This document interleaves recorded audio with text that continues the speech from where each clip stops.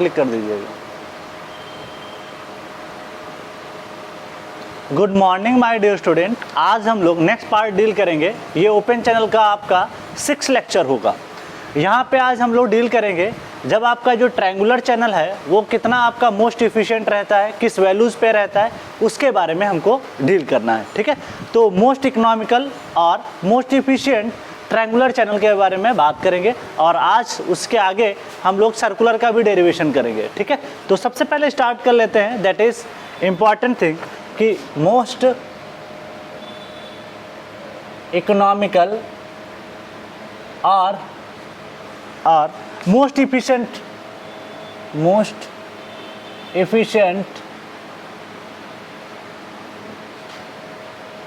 Triangular channel,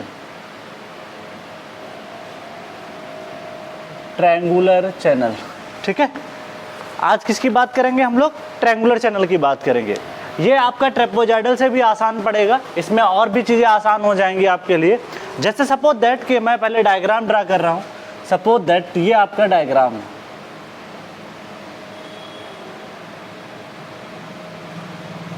कुछ इस तरीके। ये वाटर फ्री सरफेस लेवल है, ठीक है। इसको डॉट डॉट प्रोजेक्ट कर रहा हूँ। इसके एंगल को अगर हम 2 थीटा मान लें पूरा, अगर ये थीटा है इसको भी थीटा माना, जो ये लाइन डिवाइड कर रही है वो इक्वली डिवाइड कर रही है, ठीक है। और साइड स्लोप जो है ना, ये वाला साइड स्लोप, ये स्मॉल m हॉरिजॉन्टल और 1 वर्टिकल है, जैसे वहाँ पढ़ते आ रहे थे सेम यहाँ पे भी है, ठीक है। चल अच्छा, ये डेप्थ ऑफ फ्लो जो है ना, इसको हम मान रहे हैं y। डेप्थ ऑफ फ्लो जो है ना, ये है y। डेप्थ ऑफ फ्लो जो है ये है y, ठीक। किसका कुछ नाम दे दो, this is A, this is B, this is O मान लो, दिस इज C, ठीक है। चल अब हमको ये निकालना है CB कितना आएगा, AC कितना आएगा। किसी एक को मान लेते हैं, ये सेंटर से डिवाइड हो रहा है। अगर ये सेंटर से डिवाइड हो रहा है तो आपको अगर ये वर्टिकली इससे पास हो रहा है तो इक्वल पार्ट में डिवाइड करेगा, तो ये वैल्यू और ये वैल्यू AC बराबर BC हो जाएगा। अगर इसको आप X मान के चल रहे हो, प्रूफ कर लेते हैं, निकाल लेते हैं, ठीक है। ओके चलो, अगर ये ध्यान रखिएगा, यहाँ पे ट्रेपेजॉइडल में आपने जब पढ़ा था तो उसका एंगल यहाँ से था, लेकिन अब हम यहाँ से पढ़ रहे हैं इसमें ट्रायंगुलर चैनल में, तो यहाँ पे एंगल ध्यान रखिएगा वर्टेक्स से, मतलब वर्टिकल से है, ठीक है। तो अगर ये थीटा है तो आप बता सकते हो दिस एंगल इज आल्सो, या ऐसा भी प्रूव कर सकते हो ये थीटा, ये लाइन 90 है तो ये बचा एंगल कितना होगा, 90 माइनस थीटा। अगर ये 90 माइनस थीटा तो ये भी एंगल क्या होगा, 90 माइनस थीटा। चलो अब एक काम करते हैं, ट्रायंगुलर में लगा देते हैं, ठीक है। ये भी एंगल हो जाएगा 90 माइनस थीटा। प्रूव कर सकते हो ये एंगल 90 या थीटा, तो ये 90 माइनस थीटा नहीं होगा, ट्रायंगुलर प्रॉपर्टी। तो एक काम करते हैं, इस ट्रायंगल OBC में अगर बात करें तो tan this is the tan 90 minus theta perpendicular y है और बेस आपका क्या है, x है। लंब बटे आधारी तो होता है, तो यहाँ पे ऐसा भी लिख सकते थे, या दूसरे फॉर्म में थोड़ा लिख दूँ, परपेंडिकुलर है OC divide by this is the BC, ऐसा भी लिख सकते हो आप लोग, ठीक है। चलो OC की वैल्यू बोलो कितना है डायग्राम में, OC की वैल्यू आपके सामने y है और आपको निकालना BC है जिसकी वैल्यू हमने x मान रखी है, ठीक है। tan 90 माइनस थीटा जो होता है वो cot थीटा के बराबर होता है, क्लियर। चलो तो ये इक्वेशन आपके पास एक आ गई, दिस इज इक्वेशन नंबर 1। अब एक काम ये करते हैं, इस वाले डायग्राम में भी अप्लाई कर सकते हैं। अगर ये एंगल 90 माइनस थीटा है तो ये भी एंगल क्या होगा, 90 माइनस थीटा होगा। चल तो ये एंगल भी 90 माइनस, क्योंकि दो पैरेलल साइड्स के बीच में एंगल समान होता है, ये पैरेलल साइड्स है, ये पैरेलल साइड्स है, तो ये एंगल भी क्या हो जाएगा, 90 माइनस थीटा। तो एक काम करते हैं, यहाँ पे भी लगाते हैं, this is the tan 90 minus theta is equal to क्या लिखा जा सकता है, this is 1 vertical m horizontal, तो 1/m लिख सकते हो, दैट्स क्लियर। उसके बाद में बात करते हैं, इसको cot थीटा लिखा जा सकता है, इसको क्या लिखा जा सकता है, tan 90 माइनस थीटा को क्या लिखा जा सकता है, cot थीटा। cot थीटा की वैल्यू 1/m आ गई। अब एक काम करते हैं, दोनों cot थीटा को बैलेंस कर देते हैं, मतलब बराबर कर देते हैं। फ्रॉम 1 एंड 2 क्या लिखा जा सकता है, from 1 and 2 y by x is equal to 1/m, ठीक है। तो यहाँ से प्रूव कर सकते हो x equal to M Y, तो this is the x equal to M Y, ठीक है। इसका मतलब ये हो गया कि ये जो वैल्यू है ना, ये स्मॉल m इंटू वाई हो गई, और ये भी वैल्यू क्या हो गई, स्मॉल m इंटू वाई, क्योंकि हमने क्या माना, दोनों साइड्स का जो स्लोप है समान है। कोई ज़रूरी नहीं कि एग्ज़ाम में स्लोप आपका समान हो, m हॉरिजॉन्टल 1 वर्टिकल, हो सकता है कि एग्ज़ाम में आपको मेंशन कर दे कि ये एक 2 हॉरिजॉन्टल 1 वर्टिकल हो सकता है, ये आपका 3 हॉरिजॉन्टल 1 वर्टिकल हो जाए, तो कोई फ़र्क नहीं पड़ेगा। जहाँ पे ये होगा, अगर मान लो ये 2 है तो ये 2y हो जाएगा, यहाँ 3 होगा तो 3y हो जाएगा, इतना परिवर्तन होगा। तो आपको चीज़ों को ध्यान रखना है कि क्या बदलाव हो सकता है, उस बारे में आपको जानकारी होनी चाहिए, ठीक है। इसीलिए कहता हूँ इतने बेसिक पे जाता हूँ कि आपको कोई भी गलती अगर ना हो, क्योंकि अगर आप कितना भी ओपन चैनल लाइफ में कभी भी नहीं पढ़ा होगा, फिर भी आपको समझ में आ जाएगा, ठीक है। चल, तो नेक्स्ट बात कर लेते हैं। क्या x मिल गया, मेरे को क्या क्या चाहिए, मेरे को पेरीमीटर चाहिए, मेरे को एरिया चाहिए। अब वो कैसे निकालोगे, अगर आपने ट्रेपोजॉइडल निकाल लिया, रेक्टेंगल निकाल लिया, तो वो उससे भी आसान है। ट्रायंगल का एरिया बोलो क्या होता है, 1/2 बेस इंटू हाइट होता है, तो 1/2 1/2 बेस इंटू हाइट होता है। तो ट्रायंगुलर एरिया को हम लोग लिखते हैं, सबसे पहले टॉप विड्थ भी लिख लेते हैं, this is the top width, this is denoted by capital T। बोलो कितना हो जाएगा, टॉप विड्थ आप बताओ चैनल की कितनी हो जाएगी, this is the top width, this is M Y, this is M Y, तो कितना हो जाएगा 2my। तो मैं लिख देता हूँ this is the M Y plus M Y, ठीक है, या ब्रैकेट में साइड में ये भी लिख सकता हूँ, that is AC plus BC, this is AC plus BC, okay, that's clear. उसके बाद में टॉप विड्थ अगर आपको मिल गई, this is the top width equal to 2my आपको मिल गया, टॉप विड्थ आपको पता चल गया। हम ये काम कर सकते हैं, एरिया निकाल सकते हैं। तो this is the area of triangle, this is the area of triangle, this is the area of triangle, this is the area of triangle. 1/2 base into height होता है, क्या होता है, बेस इंटू हाइट होता है, एकदम बेसिक से चल रहे हैं। 1/2 बेस इंटू हाइट होता है। बेस बोलो कितना है, इसका बेस है 2my, हाइट है y, तो एक काम कर सकते हैं, एरिया को लिखा जा सकता है क्या, 1/2 this is the 2my into Y लिखा जा सकता है, ठीक है। तो 2 से 2 कैंसिल हो जाएगा और ये आ जाएगा my स्क्वायर आपका निकल के आ जाएगा। तो इस तरीके से आपके सामने एरिया तो मिल गया, ठीक, ओके।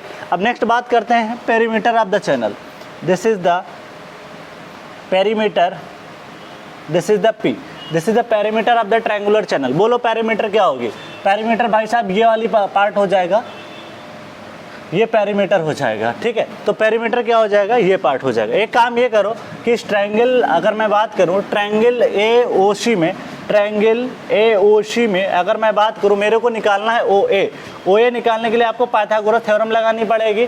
क्या, this is the perpendicular, this is the base का स्क्वायर, ठीक है। तो ये निकल के आ जाएगा AO, मतलब कर्ण का स्क्वायर। तो इस तरीके से आप देख पाओगे क्या निकल के आएगा, y है और उसकी वैल्यू हमारे पास my है, तो आधार का स्क्वायर प्लस आपका लंब का स्क्वायर, ठीक है, ओके। बेस एंड परपेंडिकुलर का स्क्वायर समेशन करते हुए, तो दैट इज द, ये आपका निकल के आ जाएगा, this is the AC square, this is the AC square plus this is the OC square, this is the OC square. जब आप सॉल्व करोगे, AC की वैल्यू आपके सामने है, this the M square y square plus y square, y common ले लीजिए यहाँ से, y अगर आप कॉमन लोगे तो स्क्वायर रूट में आपका बच जाएगा क्या, M स्क्वायर प्लस 1। तो इस तरीके से आपका रिजल्ट मिल जाएगा। अब वैसे भी ट्रेपोजॉइडल में प्रूफ करके रख रखा है, तो अगर OA आपका निकल गया तो सिमिलरली आप OB भी निकाल दोगे, तो OA बराबर OB दोनों बराबर होंगे, क्योंकि दोनों साइड का स्लोप क्या है, समान है। तो एक काम करते हैं, पेरीमीटर लिखते हैं, ठीक है। तो दिस इज द पेरीमीटर आपकी आ जाएगी क्या, y time square root of M square plus 1, और ये 2 टाइम हो जाएगा, तो प्लस करके एक और लिख देता हूँ, y time this is the M square plus 1, ये भी लिखा जा सकता है, ठीक है। चलो फर्दर डील करते हैं। This is the perimeter is equal to 2y square root of, this is the M square plus क्या हो जाएगा, 1 हो जाएगा, ठीक है। पेरीमीटर मिल गया, तो ये आपका काम हो गया पेरीमीटर का, ठीक है। चल, अब बात कर लेते हैं, मेरे को यहाँ पे क्या निकालना था, मेरे को ये चाहिए most efficient. Most efficient economical के लिए आपको क्या चाहिए, पेरीमीटर मिनिमम होना चाहिए। तो इसको सॉल्व करने के लिए पहले एक काम ये करते हैं, सबसे पहले y को रिप्लेस करना पड़ेगा, क्योंकि 2 वेरिएबल हैं यहाँ पे, 2 वेरिएबल को हम लोग डिफ्रेंशिएट नहीं कर पाएंगे, किसी एक के वेरिएबल में रखना पड़ेगा। एक काम ये करते हैं, आपके पास एक इक्वेशन है a equal to my square, इसको एक काम करते हैं, this is the a upon m equal to, इसको y स्क्वायर लिखा जा सकता है, इसको इक्वेशन नंबर 1 नाम दे दो। बिकॉज हम लोग यहाँ पे क्या करेंगे, y को रिप्लेस कर लेंगे। हमें ये पता है फॉर अ गिवन एरिया हमको पेरीमीटर मिनिमम चाहिए, मतलब एरिया फिक्स कर दिया गया है, फिर आप पेरीमीटर को कम करके इतना कम कर दो ताकि आपको डिस्चार्ज तो मैक्सिमम मिले और आपका वो मोस्ट इफिशिएंट भी हो, ताकि मोस्ट इकोनॉमिकल भी निकल के आए, आपको कंक्रीटिंग लाइनिंग कम करनी पड़े। इस वजह से आपको ध्यान रखना है कि एरिया फिक्स रहता है, ये एरिया क्या रहता है, फिक्स रहता है, एरिया बदलता नहीं। बदलना जो कुछ है आपको इसको बदलो ताकि आपका पेरीमीटर मिनिमम हो जाए। एक काम करते हैं, इस इक्वेशन में आपके पास y तो है, बट एक काम करते हैं, मेरे पास वाई स्क्वायर की वैल्यू, हम एक काम करेंगे इसको स्क्वायर कर देते हैं। तो एक square, this is equation number 2, square करते हैं इसको, square the equation, square both side लिख देता हूँ, कल को अगर भूल जाते हो तब भी याद रहेगा। तो square the both side equation, square both side, that is अगर मैं बात करूँ this is the P square हो जाएगा। माय डियर स्टूडेंट आप फोकस करिए अच्छे से, क्योंकि डिफ्रेंसिएशन आपको ही करना है। This is the P square equal to 4y square, और ये स्क्वायर रूट है, इसका स्क्वायर रूट हट जाएगा, this the M square plus 1। ऐसा इसलिए किया क्योंकि आपका कैलकुलेशन आसान हो जाएगा। ओके चलो, पी स्क्वायर का डिफ्रेंशिएट करते हैं। अब आप बताओ फॉर मोस्ट इकोनॉमिकल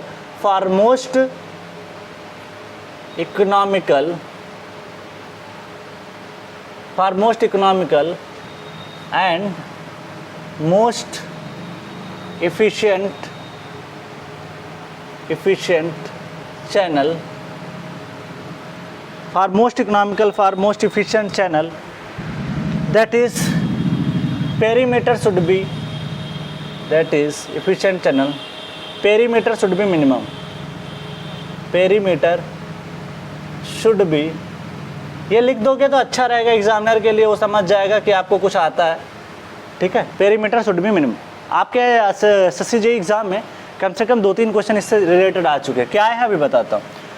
तो यहाँ पे ध्यान रखिएगा, मेरे को जो वेरी हम करा रहे हैं, यहाँ पे हम स्लोप वेरी करा रहे हैं, डेप्थ को फिक्स मान रहे हैं, सिर्फ जो वेरी करा रहे हैं वो स्लोप वेरी करा रहे हैं। तो हम लिख सकते हैं dp/dm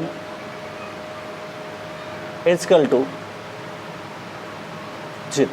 एक काम करते हैं, इसको डिफ्रेंशिएट करते हैं। पी स्क्वायर का क्या हो जाएगा 2p, तो this is the 2p, dp/dm equal to, इधर आ जाओ, 4y स्क्वायर, ये तो कांस्टेंट हो जाएगा, और m स्क्वायर को क्या लिख सकते हो, this is the m square को 2m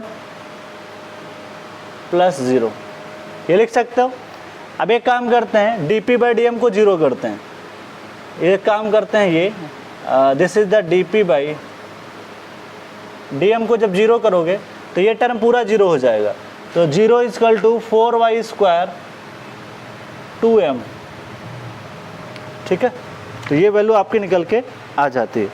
ठीक है, चलो एक काम करते हैं, यहाँ पे एक बार चेक कर लेते हैं कोई चीज़ गलत तो नहीं हुई है। m square P square 4y square हो गया है, 2my स्क्वायर सही है, 4y स्क्वायर भी किया सही है, दैट इज़, हाँ सॉरी, यहाँ पे हमने गलती ये की थी ना, y स्क्वायर को पुट नहीं किया था। तो आप यहाँ से थोड़ा सा चेंज कर सकते हो। एक काम करते हैं, इस इक्वेशन को आगे फर्दर लिख रहा हूँ। ठीक है, देखो यहीं पे पुट करके दिख रहा हूँ, दैट इज़ 4, y को मुझे रिप्लेस करना था, मैं ध्यान नहीं दिया। तो a/m के टर्म मिलाना, क्योंकि y और m दोनों वेरी करेंगे तो आप डिफ्रेंशिएट नहीं कर पाओगे। आपको जो वेरी कराना है एक ही चीज़ करानी है, तो इसको a/m लिख सकते हो आप, और ब्रैकेट में आप लिख सकते हो m square plus 1। That's clear. चलो आप सही है, इसको रफ कर रहा हूँ, इसको ज़रूरत नहीं है, अगर आपने लिखा है तो कट कर सकते हो, बिल्कुल भी परेशान होने की ज़रूरत नहीं है। चलो आ जाओ, इस इक्वेशन को थोड़ा और सिंप्लीफाई करते हैं, that is P square equal to 4, ये तो बाहर रखो कांस्टेंट है, m स्क्वायर divide by m plus 1 upon क्या लिख सकते हो m, इससे कैंसिल आउट हो जाएगा। तो P square equal to 4a, this is the m plus 1 by m, ये निकल के आ जाएगा। अब इसको आराम से डिफ्रेंशिएट कर सकते हो, this is the 2p, this is the dp/dm, dp/dm, area constant है, फिक्स है, for a given triangular channel area to be fix, this is the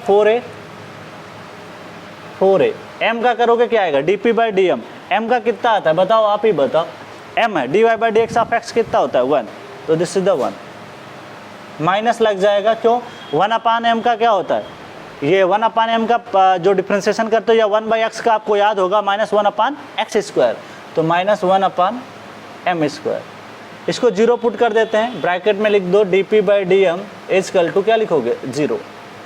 जब इसको 0 पुट करोगे तो आंसर आएगा 1 इजकल टू, बाकी सब 0 हो जाएगा, तो दैट इज़ 1 इजकल टू, आप प्रूव कर लेना 1/m², कुछ है नहीं। इसको 0 करोगे 0 पूरा टर्म हो जाएगा, 0/4a करोगे वो भी 0 आएगा, बचेगा क्या 1 - 1/m², that is 1 equal to this.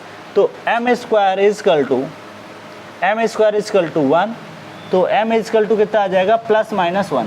और m को आपने माना क्या है, m की वैल्यू आप देख सकते हो ऊपर से या यहाँ से देख लो, m की वैल्यू है tan थीटा। यहाँ से ध्यान से देखो, cot थीटा की वैल्यू अगर 1/m है तो tan थीटा नहीं लिख पाओगे, बोलो। तो यहाँ पे tan थीटा आप लिखोगे किसके बराबर हो जाएगा, ये m के बराबर हो जाएगा। tan थीटा किसके बराबर होगा, m के बराबर होगा, तो आप tan थीटा लिख लोगे m के बराबर। तो यहाँ पे हम लिख सकते हैं tan theta equal to +1 consider कर रहे हैं, क्योंकि हम लोग एंगल जो ले रहे हैं ना, हमारा एंगल जो है 90 से कम ही रहने वाला, 90 से ज़्यादा नहीं, इसलिए माइनस नहीं कंसीडर करेंगे। ओके, और tan 1 की वैल्यू होती है tan 45, मतलब 1 जो आता है 45 डिग्री पे। ये रिजल्ट आपका इतना ज़्यादा इंपॉर्टेंट है, पूछता बहुत है। क्या पूछता है पता है, कि आपका जो मोस्ट इफिशिएंट और मोस्ट इकोनॉमिकल ट्रायंगुलर सेक्शन है, बताओ उसका वर्टेक्स एंगल कितना आता है। तो एक एंगल अगर थीटा 45 है तो दोनों 2 थीटा मिला के कितना हो जाएगा 90 डिग्री। तो ध्यान रखिएगा दोनों वर्टिसेस इसकी, ये जो इंक्लाइंड साइड है अगर 90 डिग्री पे मिलते हैं तो आपका सबसे मोस्ट इफिशिएंट ट्रायंगुलर चैनल निकल के आता है। ये क्वेश्चन एसएससी जेईई में 2 बार पूछा गया और इतना अच्छे से डेराइव कर दिया हूँ कि आपके दिमाग में चीज़ें बैठ जाएंगी। ठीक है, तो इसको पहले लिखो फिर आगे बात करते हैं।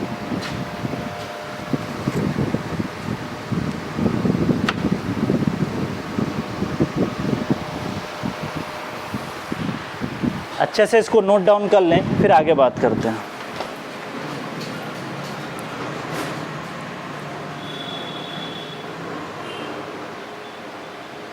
एक एक डेरिवेशन इंपॉर्टेंट है, क्योंकि डेरिवेशन समझने के बाद ही चीज़ें हमको ज़्यादा बेटर समझ में आती हैं। देखिए आपके सिलेबस में लिमिटेड चीज़ें हैं एसएससी जेईई में, मतलब ये मोस्ट इकोनॉमिकल और मोस्ट इफिशिएंट जो चैनल है वो सबसे ज़्यादा इंपॉर्टेंट है। आपके एग्ज़ाम में सबसे ज़्यादा क्वेश्चन वहीं से पूछे जाते हैं।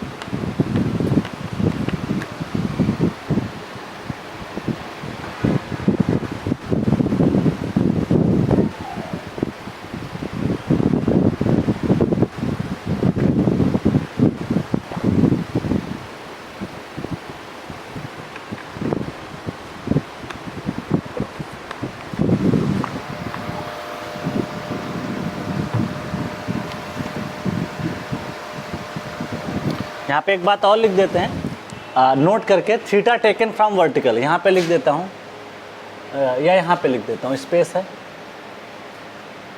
Theta is taken from vertical. तो वर्टिकल से एंगल को हम लोग कंसिडर करते हैं।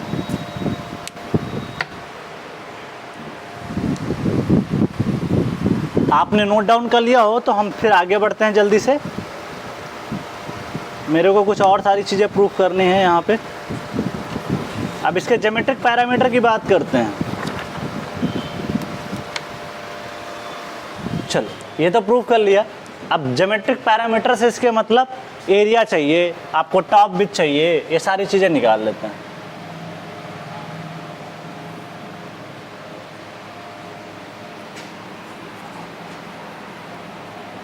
इसके बाद में सर्कुलर को भी प्रूफ कर लेंगे, बिकॉज सर्कुलर से भी क्वेश्चन आपके एग्जाम में आए हुए हैं।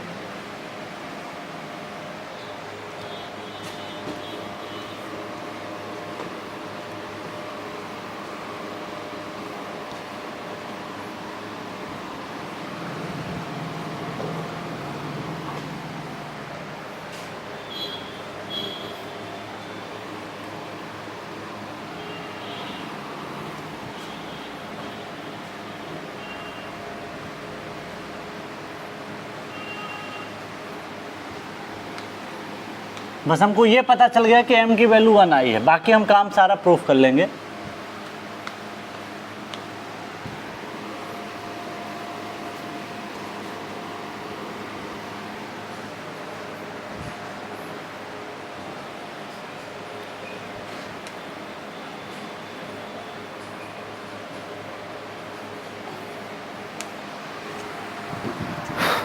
चलो नेक्स्ट पैरामीटर की बात करते हैं, ज्योमेट्रिक पैरामीटर, ठीक है, दैट इज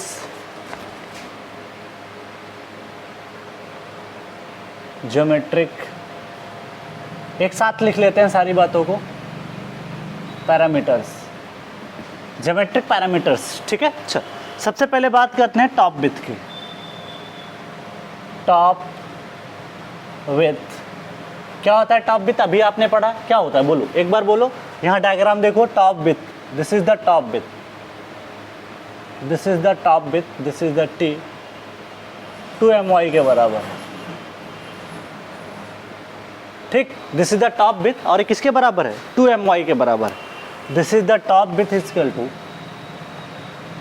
2my, और आपको पता है, आपने अभी प्रूफ किया है m इक्वल टू 1, तो इसको पुट करके दिखाओ कितना आ जाएगा, 2 × 1 × y, तो आंसर आ जाएगा 2 × 1, ठीक है। तो टॉप विड्थ की वैल्यू कितनी हो गई?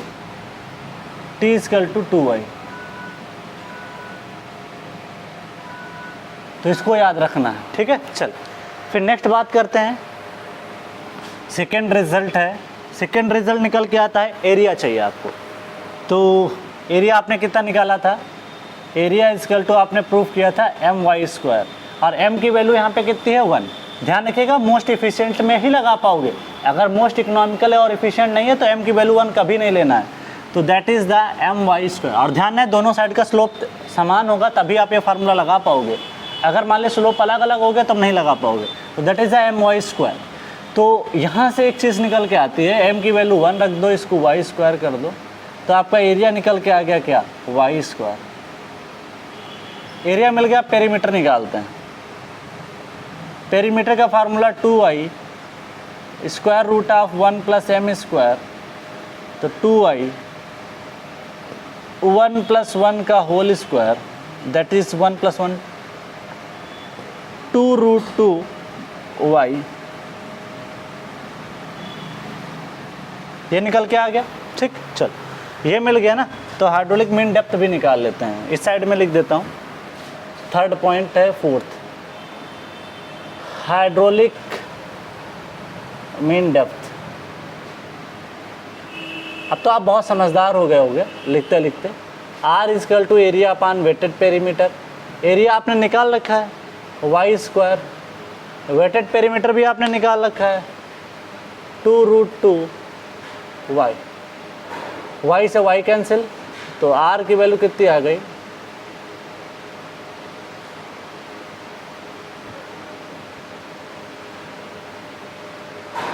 ठीक है, तो R इक्वल टू y अपान 2√2, ये आंसर निकल के आ गया। और बात करें अगर मान लें थोड़ा सा रिकॉल करने की कोशिश करते हैं, तो याद करना कि हम लोग वहाँ पे जब पढ़े थे, जब आपका रेक्टेंगुलर चैनल था तो उसकी वैल्यू कितनी निकल के आई थी? y/2 निकल के आई थी।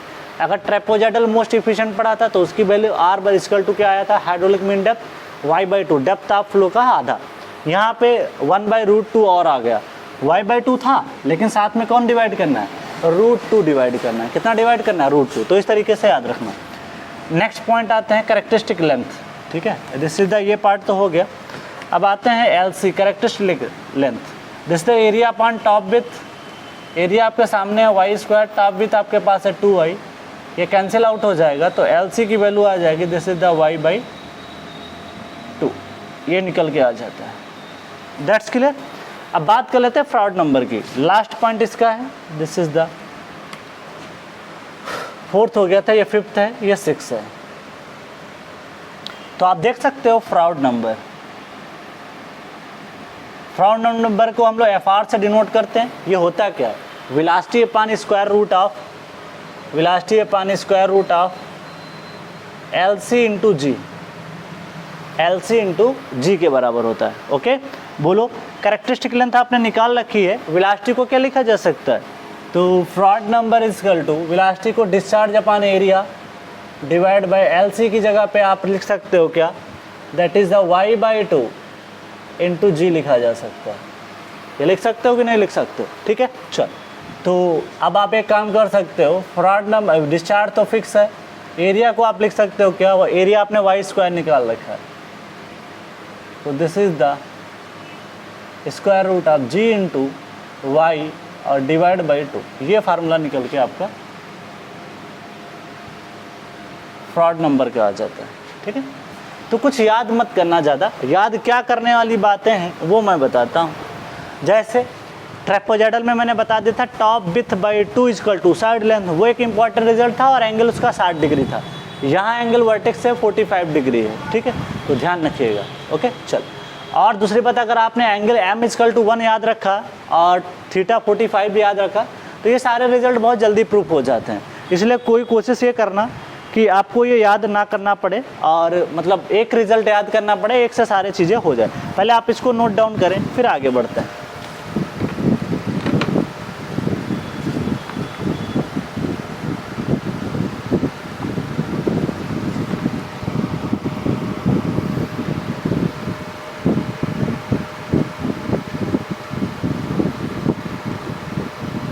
यहाँ पे चाहो तो साइड लेंथ भी निकाल सकते हो।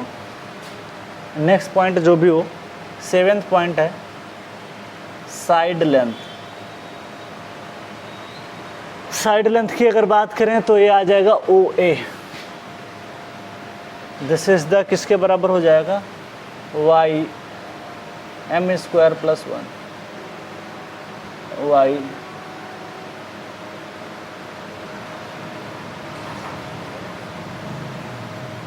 ये निकल के आई। तो साइड लेंथ इसकी जो निकल के आती है ये y√2 निकल के आती है, y√2। ठीक है, तो इस चीज़ को थोड़ा सा ध्यान रखिएगा। ये कोन जैसा शेप बनना है तो कई बार ऐसे प्रूफ लेगा कि फॉर कोनिकल शेप के लिए बताओ एंगल कितना निकल के आता है, तो 45 डिग्री निकल के आता है। और ध्यान में है जो टोटल एंगल होगा 2 थीटा, वो याद रखना है 90 डिग्री के आसपास होगा। तो इस चीज़ का थोड़ा सा ध्यान रखिएगा कि जो फॉर मोस्ट इफिशिएंट और इकोनॉमिकल चैनल जो वर्टिसेस मीट करेंगे वो आपके कितने पे मीट करेंगे, 90 डिग्री पे मीट करेंगे। ठीक है, लेकिन दो तरीके से क्वेश्चन ये बना देता है। ठीक है, एक तो ये पूछ लेगा, एंगल पूछेगा तो आपको ध्यान रखना है वर्टेक्स से 45 रहेगा और बाकी कहानी आपको बता दिया कि टोटल एंगल कितना होगा, वो आपका 90 डिग्री 45 + 45। पहले आप इसको नोट डाउन करें, फिर हम लोग बात करते हैं सर्कुलर की बात करते हैं। ठीक है, अच्छे से इसको नोट डाउन करें क्योंकि मैंने एक एक चीज़ बताई है। अगर आप अपने नोट्स में इन चीज़ों को मेंशन कर लेंगे, बाद में जब शॉर्ट नोट्स बनाइएगा तो कुछ नहीं, कुछ इंपॉर्टेंट रिजल्ट ध्यान रखिएगा। बस एक चीज़ ये लिख लिया, एक दो और बातें लिख लिया, बाकी आप प्रूफ कर ले जाओगे। ठीक है, कुछ भी टफ नहीं है, बहुत ही सिंपल चीज़ें हैं। चलो पहले इसको नोट डाउन करें, उसके बाद में बात करते हैं।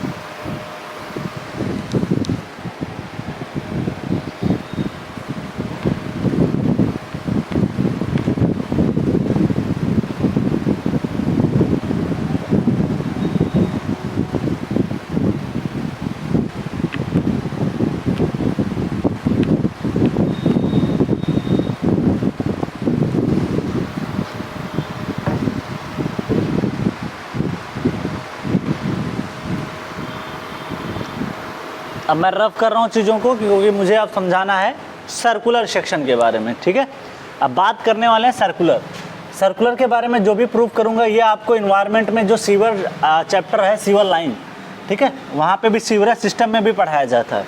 तो आपको दो फायदे हो जाएंगे, वहाँ के भी रिजल्ट और यहाँ के रिजल्ट लगभग कोइंसाइड कर जाएंगे, तो कुछ फ़ायदा मिल जाएगा आपको। देखो, ओपन चैनल फ्लो पढ़ने का फ़ायदा कहाँ का मिलता है, एक तो इन्वायरमेंट में मिलता है सीवर लाइन वगैरह समझने में, दूसरा आपको इरिगेशन में मिल जाएगा। तो इरिगेशन में बहुत सारी चीज़ें यूज होती हैं, एरिया कैसे निकालेंगे, ये सारी बातें आपकी वहाँ पे यूज हो जाती हैं।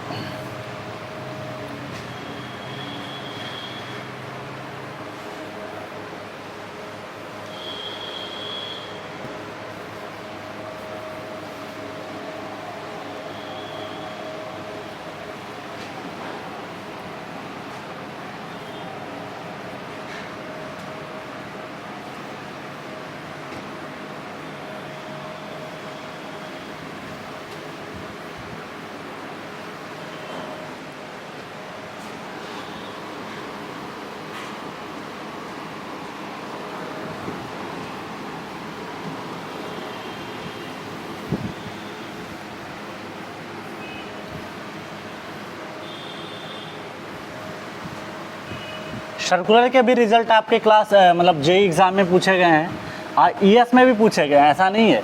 ऑल इंडिया लेवल पे अगर आपको एग्ज़ाम देने जाते हो तो इनके जो रिजल्ट्स हैं वो काफ़ी इंपॉर्टेंट हैं, कहीं ना कहीं पूछ जरूर लेता है।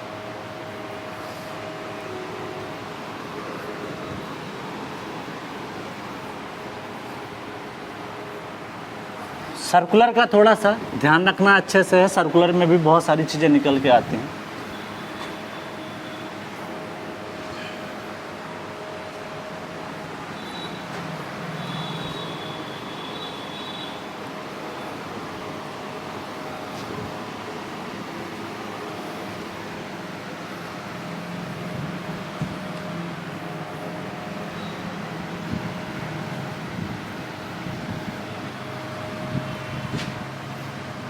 चलो आगे बात करते हैं अब सर्कुलर के बारे में।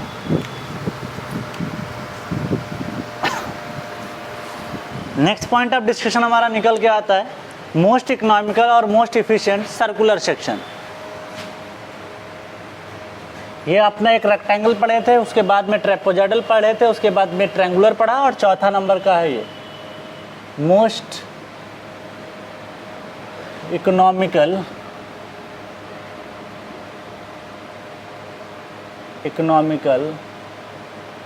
मोस्ट इकोनॉमिकल और मोस्ट efficient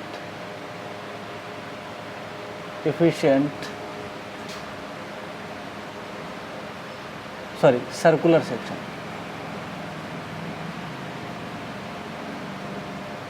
सर्कुलर सेक्शन, ठीक है, इसके बारे में बात करना।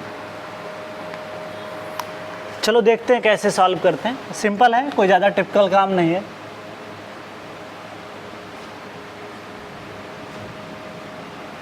बात करते हैं, ठीक है। चलो तो सबसे पहले सर्कुलर एक सेक्शन बनाते हैं, उसको देखते हैं, ठीक है।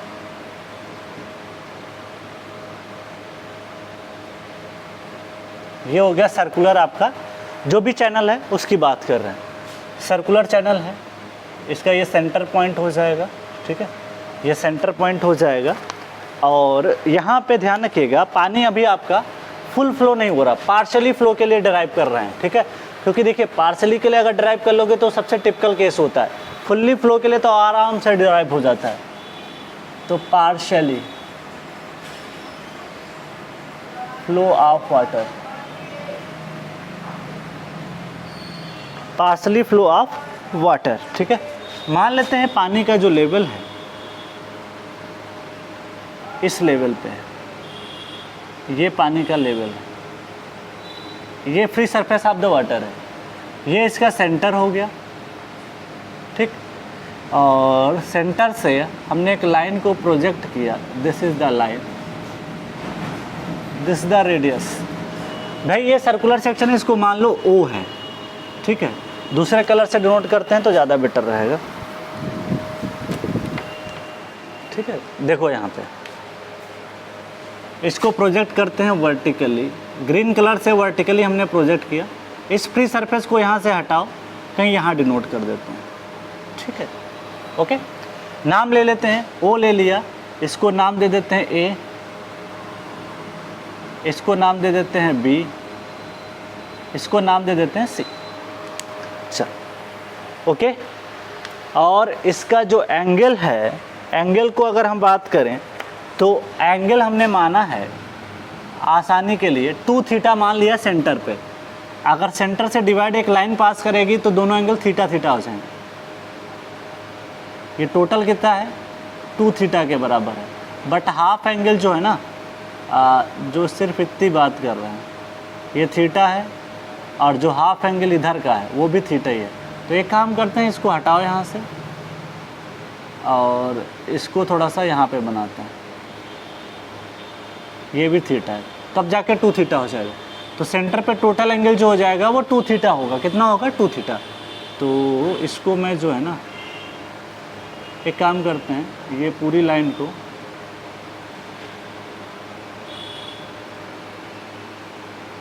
इसको डिनोट कर देता हूँ 2 थीटा से। ज़्यादा लेंदी हो गया डायग्राम, चलो कोई नहीं, समझ जाओगे। ये पूरा एंगल कितना है 2 थीटा है, ठीक है।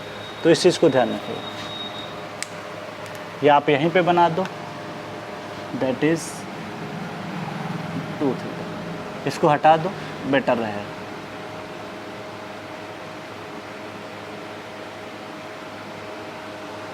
ठीक है, क्लियर। वेट करना थोड़ा सा।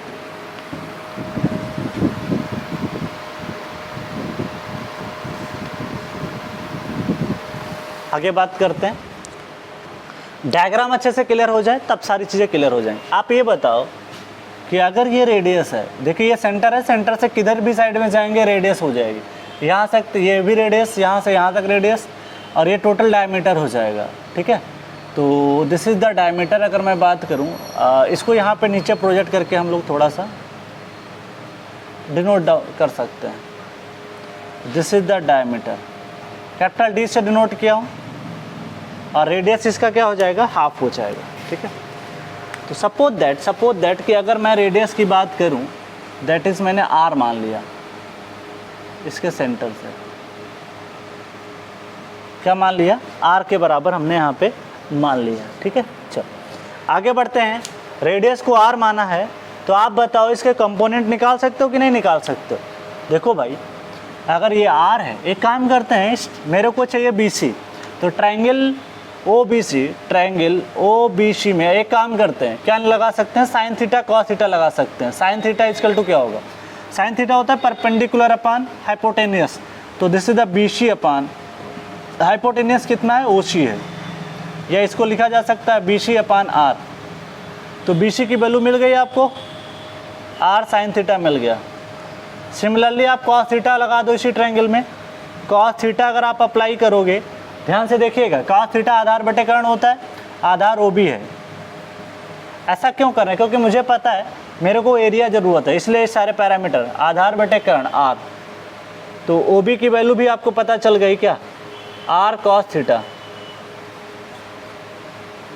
Are cos theta. एक काम करते हैं, यहाँ पे एक चीज़ बताओ, ए सी की वैल्यू कितनी होगी, ए सी बराबर होगा A B plus B C के बराबर होगा। तो this is the A C जो होगा वो A B plus B C के बराबर होगा। बोलो ए बी की वैल्यू कितनी आ जाएगी, जितनी वैल्यू बी सी की होगी। क्यों, क्योंकि ये सेंटर से डिवाइड कर रहा है वर्टिकली। अगर कोई यहाँ से सेंटर से परपेंडिकुलर लाइन डालेंगे तो इस क्वाड को इक्वली डिवाइड करेगा, इसका मतलब ए बी बराबर बी सी है। ठीक है, तो मैं ब्रैकेट में कहीं लिख देता हूँ, ए बी बराबर क्या है, बी सी है। अगर ए बी बराबर बी सी है तो इसको 2 टाइम लिखा जा सकता है, तो ये 2 टाइम आप लिख सकते हो क्या, this is B C, 2 time B C लिख दो आप। तो 2 टाइम बी सी की वैल्यू निकाल चुके हो, आर साइन थीटा, तो this is 2 R sine theta. इसका मतलब मेरे को बेस पता चल गया, ये जो ट्रायंगल बनना है ना उसका बेस पता चल गया क्या, this is the A C, A C की वैल्यू आ गई 2 आर साइन थीटा, और vertical distance O B R cos theta पता चल गया। इससे हम क्या कर सकते हैं, ट्रायंगल का एरिया निकाल सकते हैं। ठीक है, चलो तो आगे बात कर लेते हैं यहाँ पे बहुत सारी चीज़ों की। ये जो डेप्थ है इसको स्मॉल डी मान रहे हैं,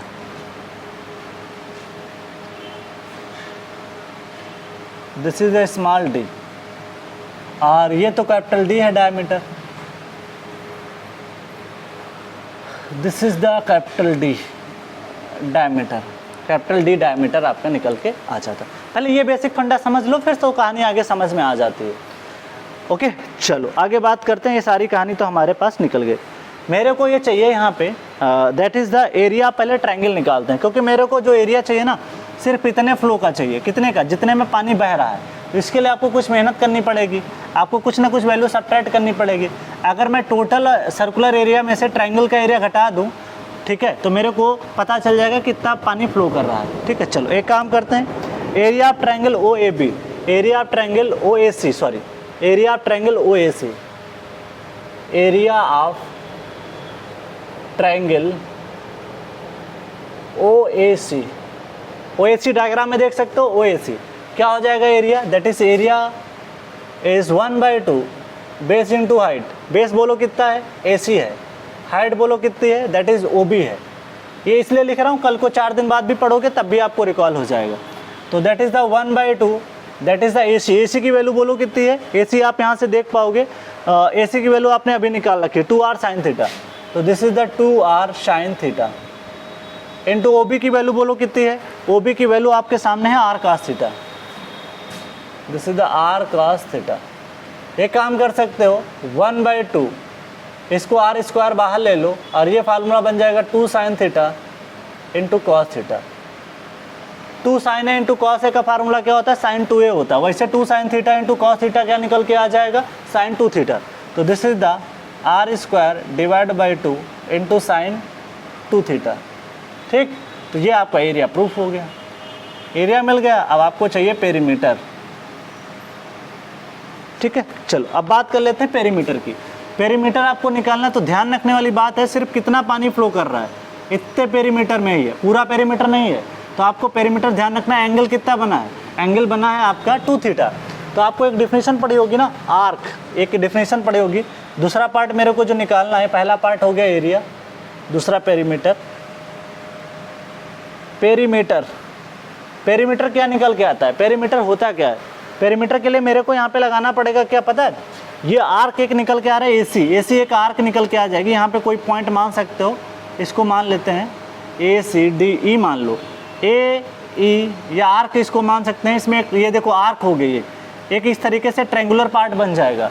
तो इस तरीके से एक ट्रेंगुलर पार्ट बनेगा जिसको में एक प्रॉपर्टी लगाई जा सकती है। देखो यही तो है प्रॉपर्टी, ये एंगल 2 थीटा है, रेडियस पता है, मेरे को चाहिए ये पार्ट, दिस द ए, कुछ नाम दे दो, ए ई करके नाम दे दो, और दिस इज द सी।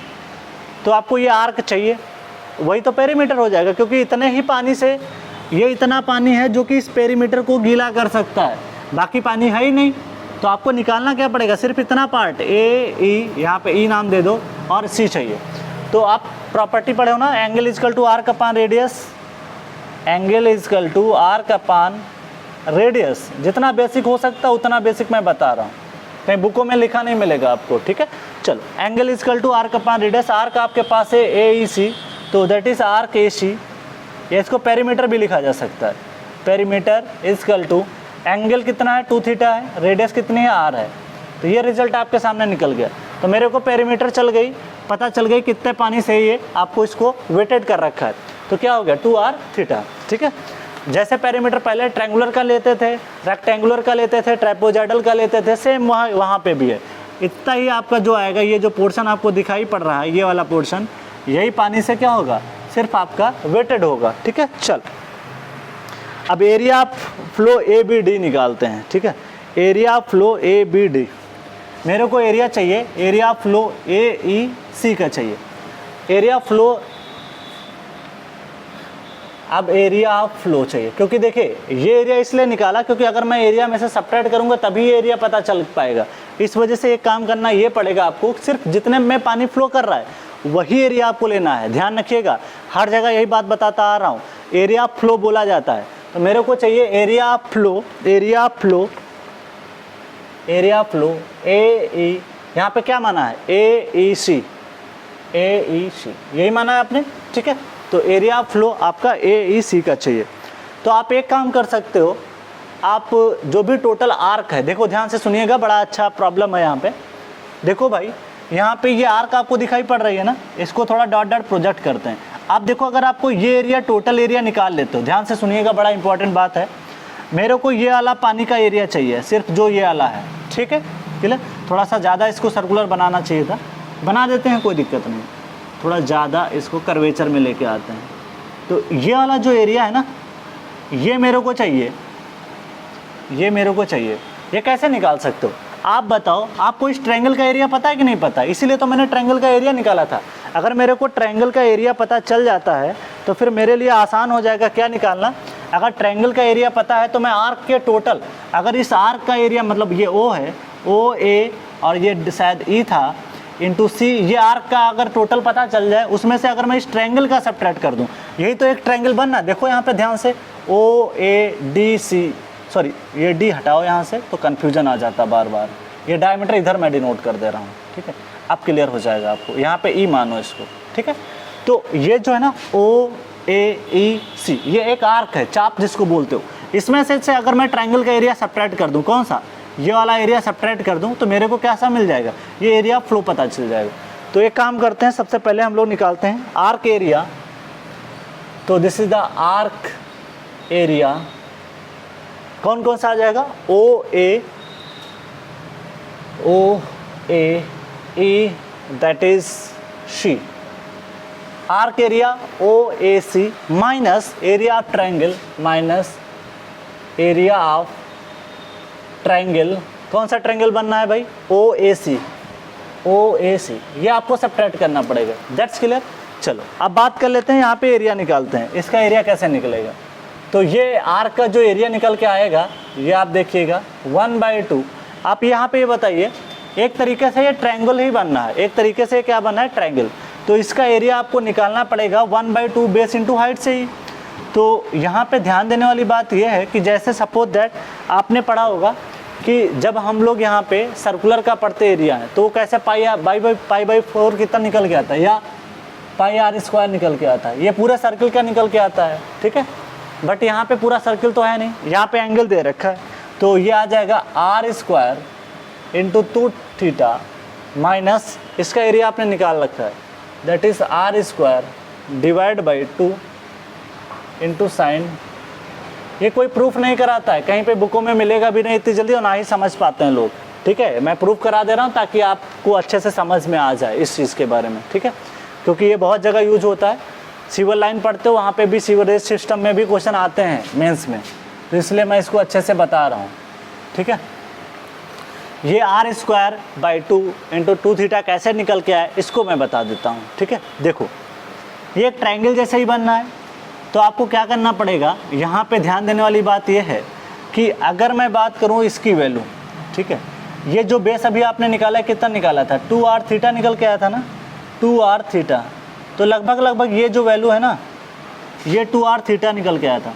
हम लोग क्या कर रहे हैं, अप्रॉक्सीमेट इसको मान रहे हैं 2r θ ना, एकदम ट्रायंगल का साइड मान है, 2r θ अप्रॉक्सीमेट AC के बराबर मान के एक ट्रायंगल लगा रहे हैं, ट्रायंगल का फार्मूला लगा रहे हैं, ठीक है। तो 1/2 इंटू 2r θ इंटू 2θ निकल के आ जाएगा। तो इस तरीके से आप इसमें अप्लाई कर सकते हो, ठीक है। तो इसको प्रोजेक्ट करो, ये भी एक रेडियस ही हो जाएगी, ये भी एक रेडियस हो जाएगी। तो इसका बेस मान लेते हैं, ट्रायंगल टाइप का मान है, अप्रॉक्सीमेट मानना है, एग्जैक्ट नहीं मानना है, ध्यान रखिएगा। ये जो है ना 2r θ ये बेस मान ले रहे हैं, ये मान लेते हैं कि ट्रायंगल का एक साइड है, तो 1/2 बेस इंटू θ नहीं लगा सकते हो। तो देखो area 1/2 2r θ into vertical distance radius हो जाएगी r। तो इस तरीके से ये निकल के आ जाएगा, क्या वही निकल के आ गया जो आप यहाँ पे लिखो। इसको r इंटू r² हो जाएगा, 2θ बच जाएगा, 1/2 भी लिख दिया।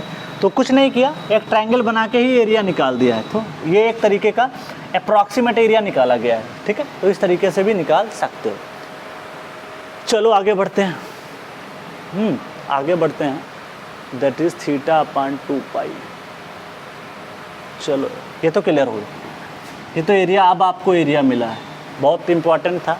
एक काम कर सकते हो, जो भी कॉमन हो सकता है, r²/2 कॉमन ले लेना, 2θ माइनस साइन, ये तो एरिया हो गया। अब आगे बढ़ते हैं, अब मेरे को जो भी चाहिए वो निकालते हैं, ठीक है। अब हमको ये जो चाहिए ना, यहाँ पे ध्यान देने वाली बात ये है कि जैसे पहले प्रोसीजर करते थे उस प्रोसीजर से थोड़ा सा चीज़ें डिफरेंट हैं। क्या डिफरेंट हो वो बता देता हूँ। एक्चुअली यहाँ पे क्या हो रहा है कि आप ये चीज़ देखो, यहाँ पे ना ही आपका एंगल फिक्स है और ना ही आपका यहाँ पे डेप्थ फिक्स है, वो सब कुछ बदलेगा। अगर डेप्थ मैं बदल दूंगा ना तो एंगल भी बदल जाएगा। मतलब डेप्थ और जो एंगल है ना वो एक दूसरे से रिलेटेड है, मतलब एक दूसरे से जुड़े हुए हैं।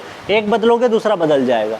इसका मतलब ये हुआ कि यहाँ पे दो पैरामीटर हैं जो एक साथ वेरी करेंगे, उसको डिफ्रेंशिएट करने के लिए आपको कुछ बातों को ध्यान रखना पड़ेगा। तो सबसे पहले अगर मैं बात करूँ maximum discharge of the channel according to Manning's, पहले बात कर रहा हूँ अकॉर्डिंग टू मैनिंग्स। इसमें कई इक्वेशन निकल के आती हैं, सबको प्रूफ नहीं करूँगा, सिर्फ आपको मैनिंग्स के अकॉर्डिंग रिजल्ट बता दूंगा प्रूफ करके। बाकी सबका प्रूफ करने की कोई ज़रूरत नहीं, आप रिजल्ट्स को रिमेंबर करोगे ज़्यादा बेटर रहेगा। According to Manning's equation, maximum discharge,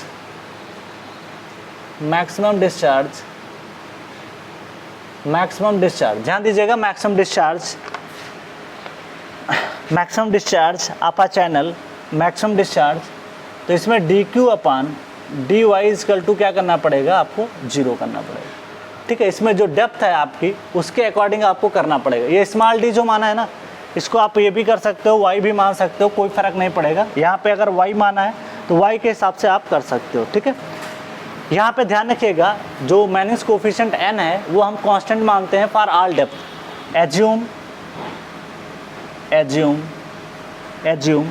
n is equal to constant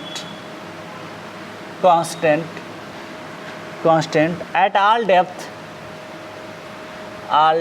her depth पे कांस्टेंट माना गया है। All depth for a constant channel bed slope, constant bed slope S0 के बराबर माना गया है। ठीक है, चल तो यहाँ पे हम लोग बात करते हैं, दैट इज़ द इम्पॉर्टेंट। ठीक है, चल आगे बात कर लेते हैं। तो यहाँ पे ध्यान रखिएगा जो डेप्थ है dy को अगर मैं बात कर लूँ, इसको y मान लो कुछ देर के लिए, ज़्यादा बेटर रहेगा। ठीक है, बाद में बदल लेंगे कोई फ़र्क नहीं पड़ेगा, y मान लो, बेटर समझ में आएगा। तो एक्चुअली क्या हो रहा है कि ये जो डिस्चार्ज है ना वो डिपेंड कर जाएगा इसकी डेप्थ पे। क्यों कि मान लिया डेप्थ यहाँ तक बढ़ गई तो डिस्चार्ज ज़्यादा मिलेगा क्योंकि चैनल अब हाफ फ्लो हो रहा है।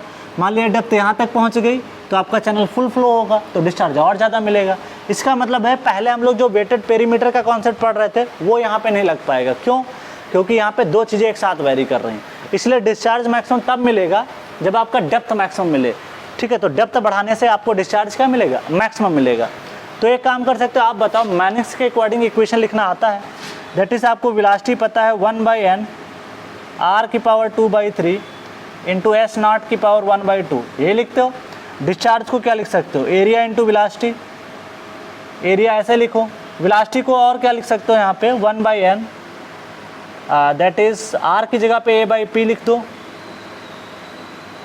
2/3 इंटू S0 की पावर 1/2।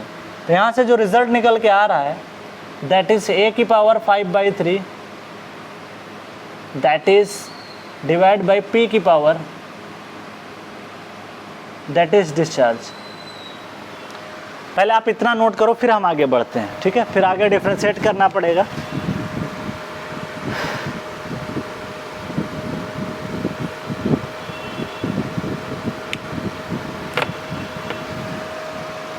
पहले आप इसको नोट डाउन कर लें फिर हम आगे बढ़ते हैं। काफ़ी इंपॉर्टेंट रिजल्ट्स आएंगे इसके जो आपके अक्सर एग्ज़ाम में पूछे जाते हैं। ठीक है, तो उसको ध्यान रखना बहुत ज़रूरी है।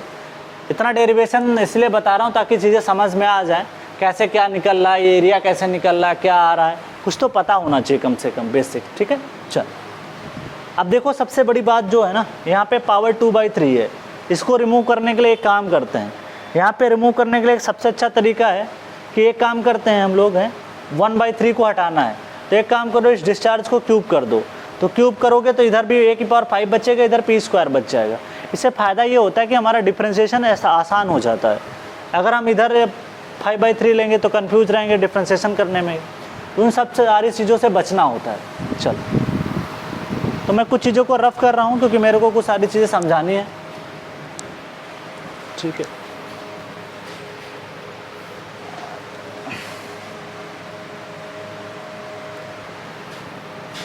ऐसा नहीं है रिजल्ट इसके ध्यान रख लोगे तब भी कोई दिक्कत नहीं है। डेरिवेशन करा रहे हैं इसलिए क्योंकि कुछ तो समझ में आना चाहिए ना, कम से कम कैसे क्या चीज़ें हो रही हैं।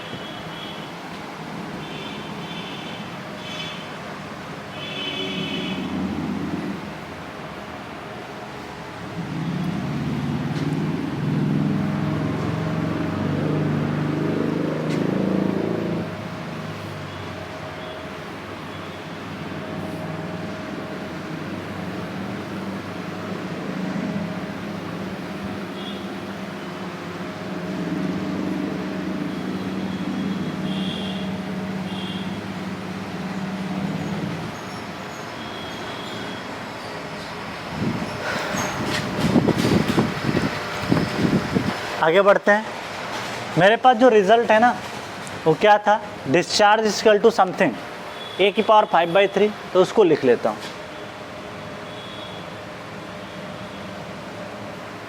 5/3। ध्यान रखने वाली बात यह है कि यहाँ पे एरिया में भी थीटा चल रहा है, पेरीमीटर में भी थीटा चल रहा है, ठीक है। तो ये चीज़ें वेरी कर रही हैं, तो इस चीज़ को थोड़ा ध्यान रखना है। अब एक काम करते हैं, इसको क्यूब कर देते हैं।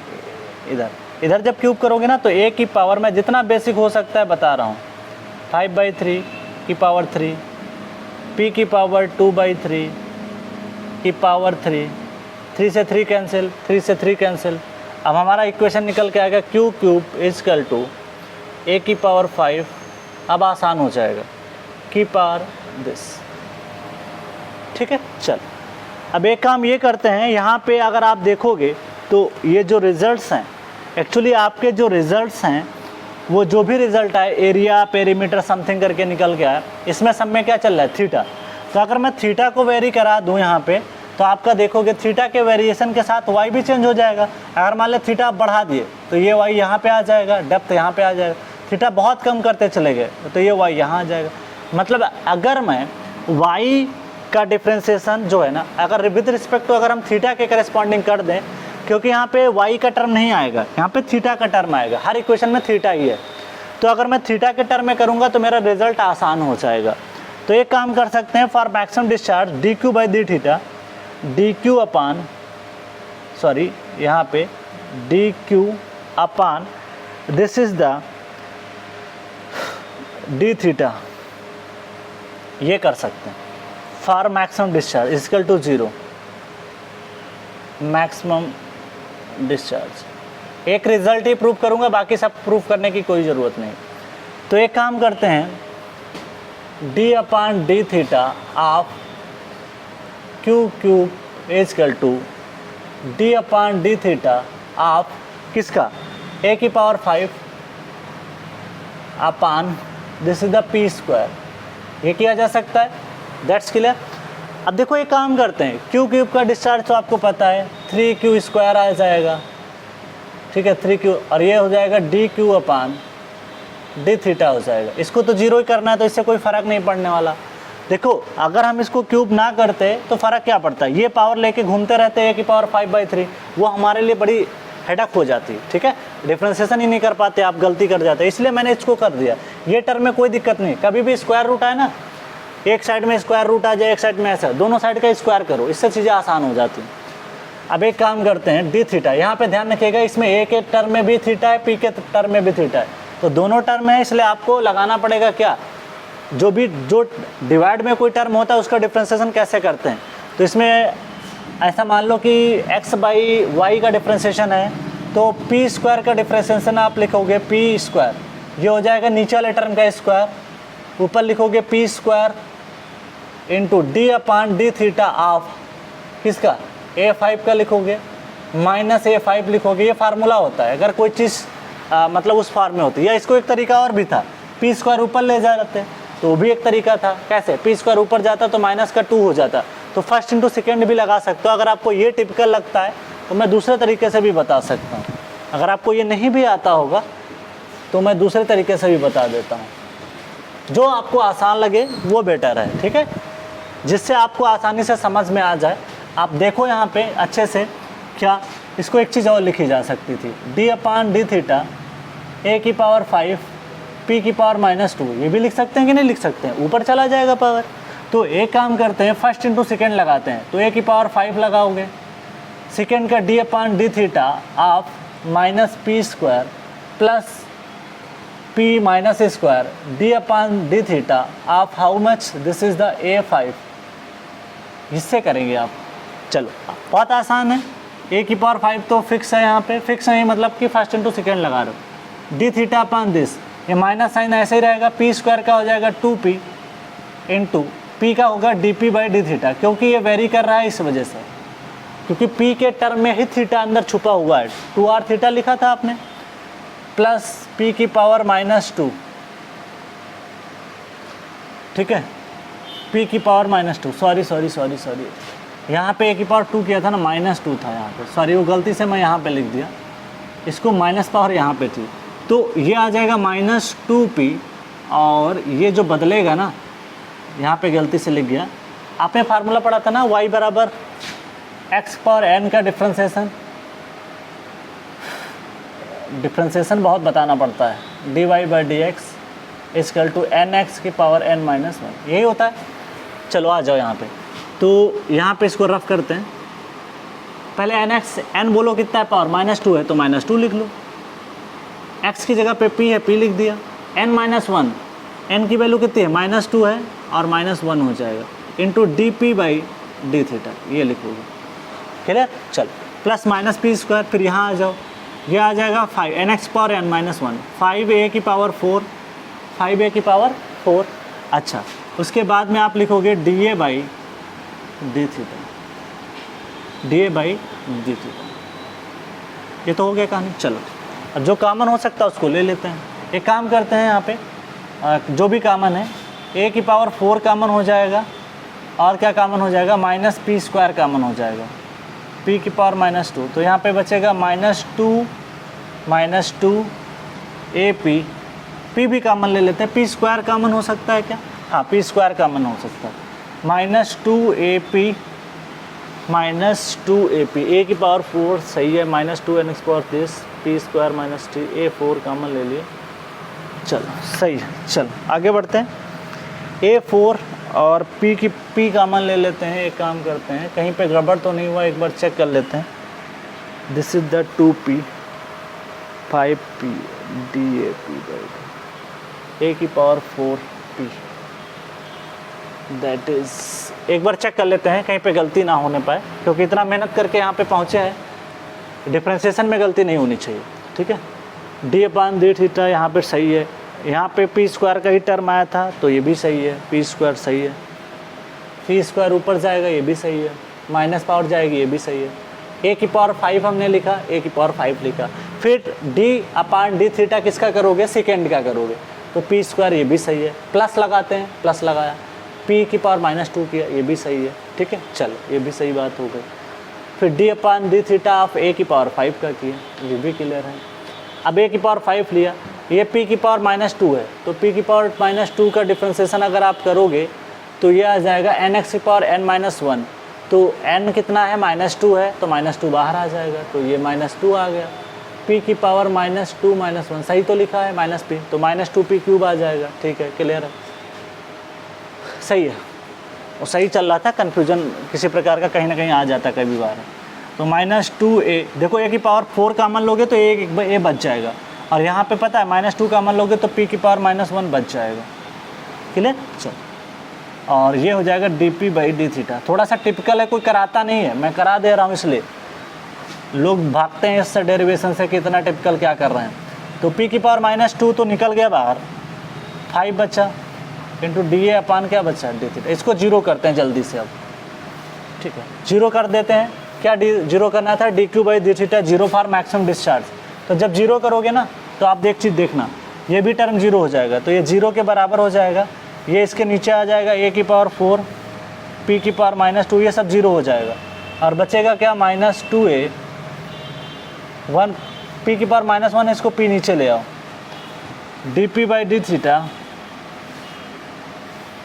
Plus 5 dA/d theta equal to 0। एक तरीका और है, इसको लिखा जा सकता है -2a dp/d theta plus 5p dA/d theta equal to 0। और आपने कुछ देर पहले इक्वेशंस रख रखी है आपके सामने, अब मैं इसको रफ कर रहा हूँ साइड वाली वैल्यूज़ को।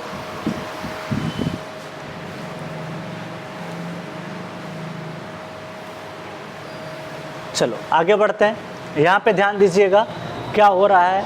आपके पास p की वैल्यू पता थी ना आपको, 2r थीटा आपको लिखा गया था, और एरिया की वैल्यू आपको r²/2, यही आया था, r²/2 2 theta minus sine 2 theta, यही निकल के आया था। ये रिजल्ट आपके सामने है। इसको एक बार काम करना पड़ेगा, dp/d थीटा निकालो।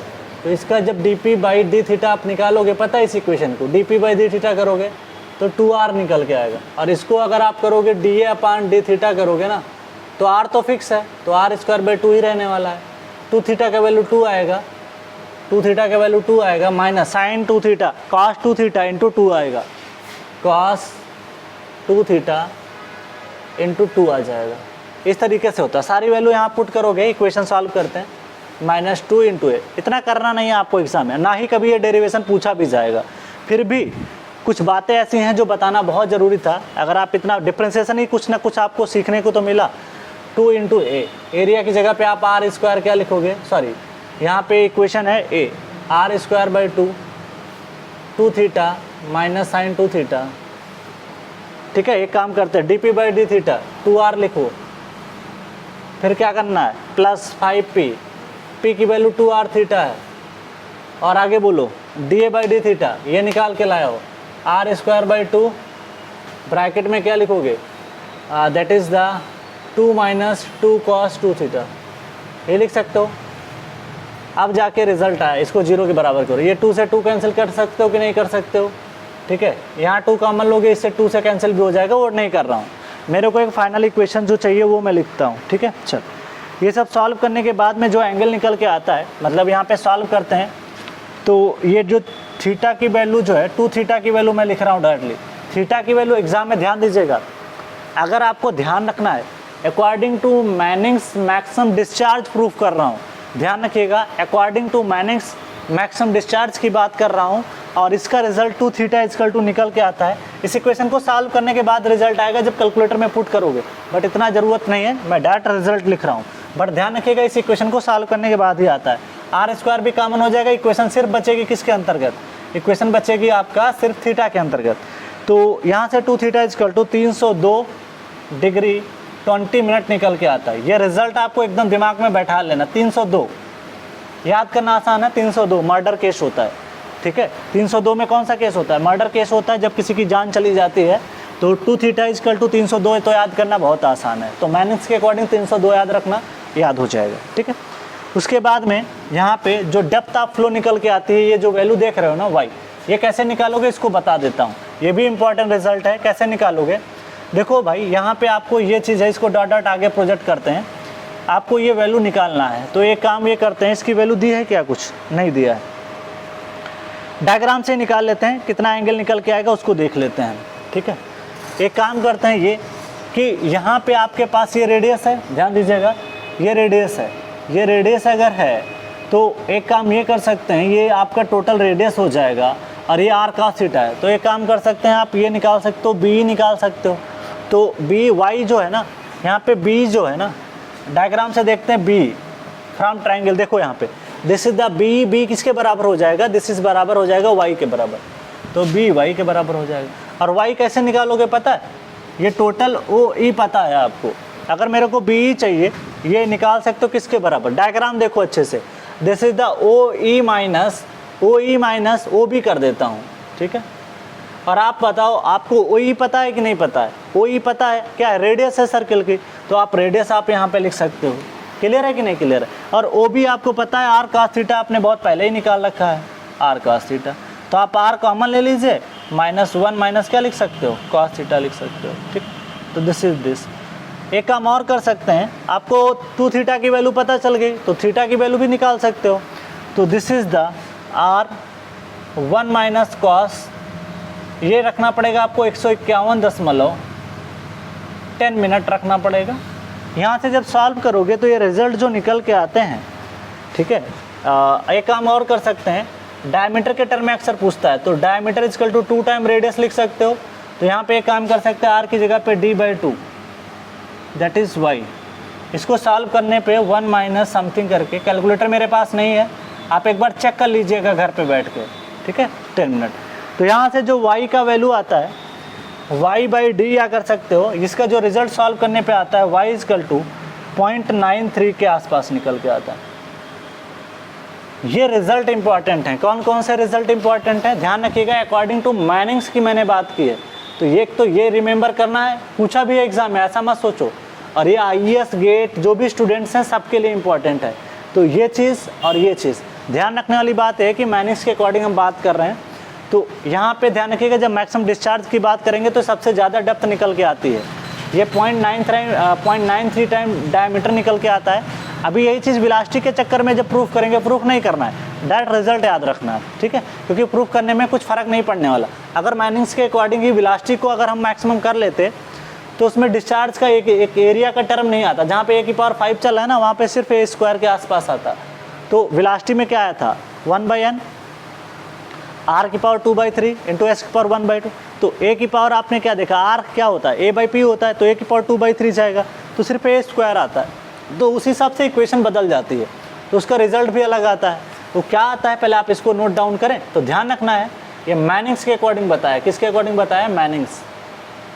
और यहाँ पे भी यही ध्यान रखना है, क्योंकि कई बार एग्जाम में कन्फ्यूजन हो सकता है, कई बार वो चेजी से प्रूफ कर देता है मैनिंग्स, क्योंकि रिजल्ट बदलेंगे। क्योंकि मैनिंग्स इक्वेशन में आपको को पता है कि जो मैनिंग्स हम इक्वेशन लिखते हैं, जैसे आपके सामने मैं बात करूँ तो आपने देखा होगा ना, तो अगर मैं मैनिंग्स की बात करूँ तो मैनिंग्स की इक्वेशन 1/n r⁴2/3 है, s⁴1/2 है। और वही चीज़ चेजी के लिखते हो तो c√RS लिखते हो, दोनों में फ़र्क है। r⁴ यहाँ पे 1/2 है, यहाँ पे r⁴2/3 है, तो डिफ्रेंसिएशन करने में रिजल्ट भी तो बदलेंगे ना, तो इस वजह से ध्यान रखना पड़ता है। तो आप पहले इसको नोट डाउन करें, फिर आगे बढ़ते हैं। काफ़ी लेंदी डेरिवेशन था, बुकों में मेंशन नहीं किया, ये सब सारी चीज़ें हैं, मैंने खुद से ही डेराइव करने की कोशिश की, खुद से डिफ्रेंसिएशन किया, तब जाके रिजल्ट कहीं से मुझे मिला था, तब जाके मैं प्रूव करा रहा हूँ। नहीं तो बुकों में सीधे ये सब लिखा नहीं मिलेगा आपको कि डिफ्रेंसिएशन हो रहा है। ये मैथमेटिक्स का टॉपिक है एक्चुअली।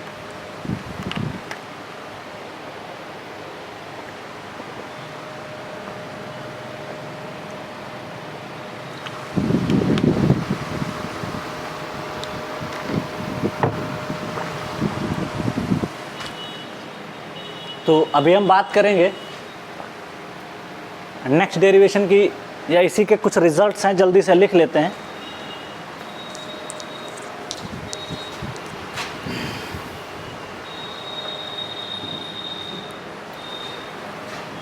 अब मैं इसको रफ कर रहा हूँ, ठीक है, अब इसकी ज़रूरत ही नहीं है। अब मेरे को कुछ इंपॉर्टेंट रिजल्ट हैं जो लिख लेने हैं, जो आपके एग्जाम के लिए इंपॉर्टेंट है। आप अपने शॉर्ट नोट्स में मेंशन कर लीजिए डायरेक्टली, कोई ज़रूरी थोड़ी ना है कि आप इसको पूरा याद करने की ज़रूरत है। जो भी आपने ओपन चैनल का 2-3 पेज में शॉर्ट नोट्स बनेगा, जो भी रिजल्ट्स हैं आप रिमेंबर, क्योंकि एग्ज़ाम के समय में जो लास्ट के 15 से 20 दिनों में रिवीजन होता है वो सबसे ज़बरदस्त होता है, बिकॉज वहाँ पे हमारा जो कंसंट्रेशन लेवल होता है वो बहुत ही बेहतरीन होता है, ठीक है।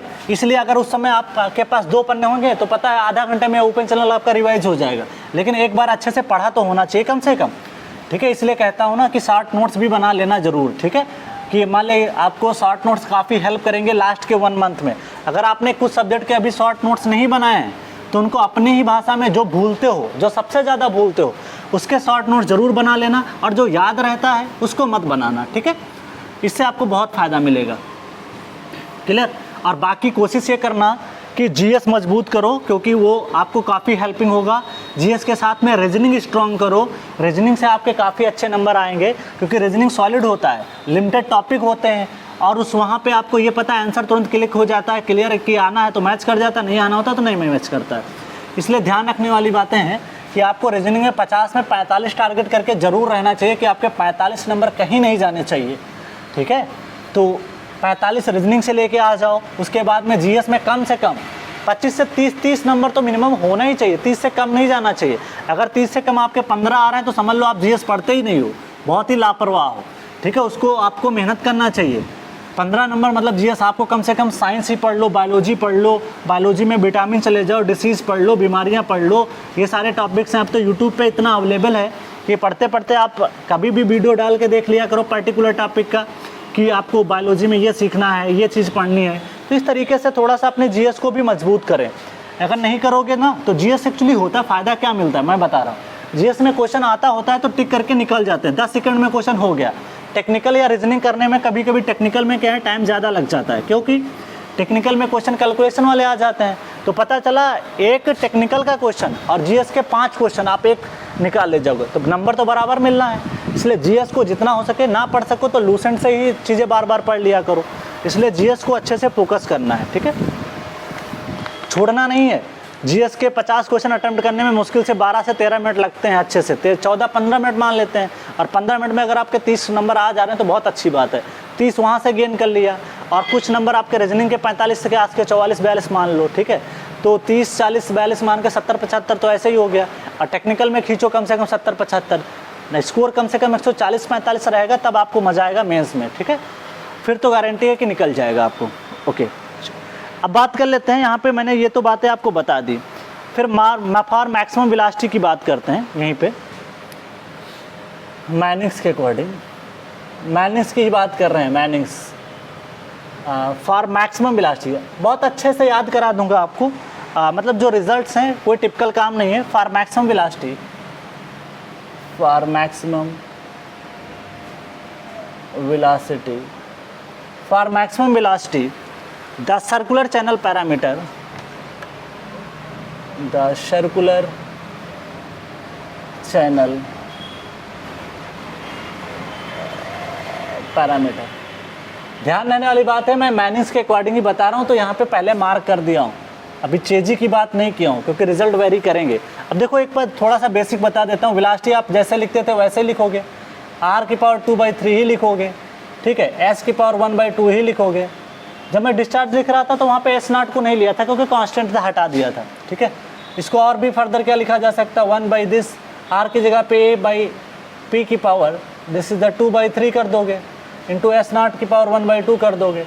फिर एक काम ये कर दोगे, वेलोसिटी का स्क्वायर कर दो, नहीं क्यूब कर दो, वेलोसिटी का क्यूब करोगे तो ये 1/n आएगा, और एरिया की पावर यहाँ पे अब आपका हो जाएगा स्क्वायर, और पेरीमीटर की पावर भी क्या हो जाएगा स्क्वायर, ठीक है, इंटू s0 की पावर 1/2 है, तो ये इक्वेशन हो जाएगी 3/2। इसको कुछ भी फ़र्क नहीं पड़ता, इसको कोई फ़र्क नहीं पड़ता, 3/2 हो जाएगा। और n की पावर भी 2/3, मतलब कुछ भी करोगे कोई फ़र्क नहीं पड़ेगा, क्यों, n कांस्टेंट है, उसको तो लेना नहीं, n लेना नहीं, आपको जो भी फ़र्क देखना है v क्यूब इक्वल टू जो भी आएगा आपको ध्यान देना है किसके पर, a² और p² पर। देखो इक्वेशन तो वही बन गई। अब आपको करना क्या है, कुछ नहीं, 3v² dv/d थीटा करना था, बाकी अपन d/d थीटा, प्रूफ नहीं कर रहा हूँ मैं, अब आपको आता इतना ज़्यादा, अभी बताया तो था कुछ देर पहले। इसको ऊपर ले जाना, डिफ्रेंशिएट करना है, एक इक्वेशन बनेगी थीटा के टर्म में, तो वहाँ से इसका रिजल्ट लिख रहा हूँ, ठीक है। तो यहाँ पे जो y आता है, y that is y by diameter equal to that is 0.81, या इसको और भी लिखा जा सकता है y equal to 0.81 time diameter, मतलब डेप्थ ऑफ फ्लो जो है ना यहाँ से निकाल सकते हो, वही रिजल्ट आएगा। क्या आपको जो भी रिजल्ट चाहिए यहाँ पे, that is y equal to, मैंने लिखा था r 1 माइनस cos थीटा ना, थीटा का मैं बता देता हूँ वैल्यू, r की जगह पे लिख सकते हो क्या, d/2 लिख सकते हो, 1 माइनस cos थीटा। अब थीटा की वैल्यू इसके में प्रूफ करने पे आती है आपकी, ठीक है। अब बात करते हैं, यहाँ पे देखो जो रिजल्ट्स निकल के आते हैं, डेप्थ तो आपको ये मिलेगी कब, जब आपका एंगल यहाँ पे जो निकल के आता है, ध्यान देने वाली बात है, यहाँ पे एंगल 2 थीटा जो आपका निकल के आता है डिग्री, वो आपका निकल के आता है 257 दैट इज़ 257 डिग्री 30 मिनट, ये निकल के आता है। तो ध्यान देने वाली बात है क्या, अब एक चीज़ ध्यान दो यहाँ पे, अभी आपको कुछ देर पहले मैनिंग्स पढ़ाया था, मैनिंग्स में रिजल्ट क्या था, 302 निकल के आया था। तो ध्यान रखने वाली बात यह है कि जब ज़्यादातर मैनिंग्स ही पूछता है, तो ध्यान देने वाली बात है कि जब मैक्सिमम डिस्चार्ज की बात करेगा तो एंगल भी कम आएगा और या आपकी ये भी वैल्यू कम आएगी। ये 0.81d निकल के आएगा, वहाँ पे कितना आया था 0.93d निकल के आया। तो याद करना बहुत आसान, दो ही ऑप्शन एग्जाम में कंफ्यूज कराएगा, क्या 0.81 भी दे देता है, 0.93 भी दे देता है, 302 भी दे देता है, 257 भी दे देता है। ध्यान रखने वाली बात यह है कि आपको जब ज़्यादा वैल्यू की डिस्चार्ज की बात करेगा तो ज़्यादा वैल्यू मिलेगी, वेलोसिटी की बात करेगा कम वैल्यू मिलेगी, तो एंगल कम हो जाएगा। एक खास बात और बता दूं, कल को एग्जाम में आपको ऑप्शन में हो सकता है 2 थीटा ना दे करके थीटा दे दे, तो आपको कंफ्यूज नहीं होना है, इसका आधा कर लेना चुपचाप। 257 का आधा कितना हो जाएगा, 257 का आधा लगभग निकल के आएगा, मेरे को लगता है ना ये आपका 130 260, हाँ 130 से कुछ कम आएगा, 127 128 128 समथिंग आ जाएगा। तो आपको ध्यान रखना है एग्जाम में जैसा ऑप्शन हो वैसा काम करना। अगर आपको एंगल इसके हाफ के टर्म में सारे ऑप्शन दे रखे होंगे तो हाफ के टर्म में लगाना। अगर मान लिए फुल लेंथ में एंगल दिए हैं 2 थीटा के रेंज में दिए होंगे, फुल लेंथ का मतलब आपको 250 300 के रेंज में दिया, मतलब 2 थीटा दिया है। अगर आपको 130 40 के आसपास दिया, इसका मतलब थीटा की बात कर रहा है, तो आपको एग्जाम में क्वेश्चन के अकॉर्डिंग भी आंसर देना होगा, ठीक है। तो मैं इस चीज़ को ध्यान दिला सकता हूँ। क्या करोगे, टू थीटा की वैल्यू यहाँ पे पुट कर दोगे तो आपको ये रिजल्ट मिल जाएगा y इक्वल टू 0.2। तो थीटा की वैल्यू यहाँ पे कितनी आ जाएगी, अप्रॉक्सीमेट आप निकालोगे 128 डिग्री, शायद 128 डिग्री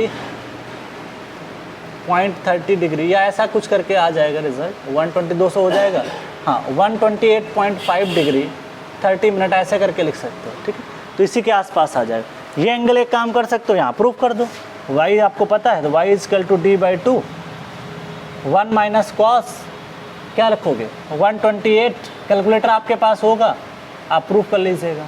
तो यहाँ से जो y का रिजल्ट आएगा ना 0.81d ही आएगा। तो मैं सारे रिजल्ट प्रूफ करके बता रहा हूँ, बुकों में सीधे मेंशन है, डायरेक्टली याद करो जा करके, ठीक है। एग्जाम में भूल जाते हो तो कम से कम एंगल तो पता रहेगा ना, कम से कम इतना एंगल होता है, हालांकि निकालना मुश्किल होगा थोड़ा सा आपके लिए, वैसे भी आपको पता होना चाहिए। cos 1 अप्रॉक्सीमेट रिजल्ट निकालना तो एक काम करना, cos 120 की वैल्यू याद रखना, cos 90 प्लस थीटा होता है, तो वहाँ से अप्रॉक्सीमेट रिजल्ट निकाल सकते हो, तो आपको वो बात पता चले। नेक्स्ट बात करते हैं आप condition for maximum discharge according to Chezy equation, ठीक है। तो नेक्स्ट बात करते हैं according to Chezy, according to Chezy maximum discharge की बात कर रहा हूँ, इसमें मैक्सिमम वेलोसिटी की बात नहीं करूँगा, मैक्सिमम डिस्चार्ज। तो डी क्यू बाई क्या करोगे, डी थीटा 0 कर देना, ये तो क्लियर होगा। आपको पता है चेजी इक्वेशन हम लिखते हैं, वेलोसिटी तो पता है c/√RS नॉट, डिस्चार्ज लिखना है तो एरिया इंटू क्या कर दोगे वेलोसिटी। यहाँ देखो r की पावर क्या चल रहा है 1/2 चल रहा है, वहाँ पे मैनिक्स में r की पावर 2/3 चल रहा था, तो दोनों में डिफरेंस है, तो दोनों की इक्वेशन भी अलग बनेगी, तो दोनों की इक्वेशन बनेगी, थीटा भी अलग निकल के आएगा, इस वजह से यहाँ पे आपका जो वैल्यू निकल के आएगा। तो इस तरीके से आपको ध्यान देना है, देखो भाई देखो। अब प्रूफ नहीं करूँगा क्योंकि टाइम बर्बाद हो जाएगा, इसलिए सबसे अच्छा है 2 थीटा की वैल्यू जो आती है इसकी 308 डिग्री निकल के आती है, ठीक है, ये ध्यान रखना है। और जो यहाँ पे y की वैल्यू निकल के आती है 0.9, एंगल इसका आधा कर लेना, 308 का आधा कितना होता है, थीटा अगर निकालोगे तो 154 डिग्री निकल के आएगा। तो कल को ऑप्शन में ये भी दे सकता है कि 54 डिग्री 154 डिग्री करके, और जो ये वैल्यू निकल के आएगी 0.93 और d के बराबर, ठीक है। अगर आप मान लिया आपको रेडियस के टर्म में लिखना, रेडियस निकालना डायमीटर के टर्म में, वो भी आप यहाँ पे निकाल सकते हो, ठीक है। चल, इतने सारे रिजल्ट्स हैं जिनको आपको ध्यान रखना बहुत ज़रूरी था, ठीक है। सारे रिजल्ट प्रूफ हो गए, क्लियर। चल अब आगे बात कर लेते हैं, पहले आप इसको नोट डाउन करें फिर हम आगे बात करते हैं। तो ध्यान रखना एग्जाम में अच्छे से, मैं फिर बता रहा हूँ, गलती मत करके आ जाना। डिस्चार्ज ज़्यादातर मैनिक्स का पूछता है, मैं बता रहा हूँ मैनिक्स का पूछता है। 302 याद करा दिया, 0.93 याद करा दिया, उसके बाद में जब वेलोसिटी की बात किया तो ये 0.81 आता है, मतलब कम वैल्यू आती है। कितना कम आती है, 0.12 कम आती है, इसमें 0.12 जोड़ दो 0.93 बन जाएगा। एंगल ध्यान रखिएगा, यहाँ पे जो आता है वो 200 आपका 57 डिग्री आता है, एंगल भी कम हो जाता है। बट चेजी में ये चीज़ें बदल जाती हैं, चेजी में मैक्सिमम डिस्चार्ज की वैल्यू ये निकल के आती है। अब चेजी में वेलोसिटी मत प्रूफ करने लग जाना, उसके रिजल्ट याद करने की ज़रूरत नहीं है, आपको सिर्फ ज़्यादातर फोकस करना है मैनिक्स पे, ठीक है। तो इस तरीके से हमने यहाँ पे रिजल्ट्स को प्रूफ किया, ठीक है। तो पहले आप इसको नोट डाउन करें फिर आगे देखते हैं।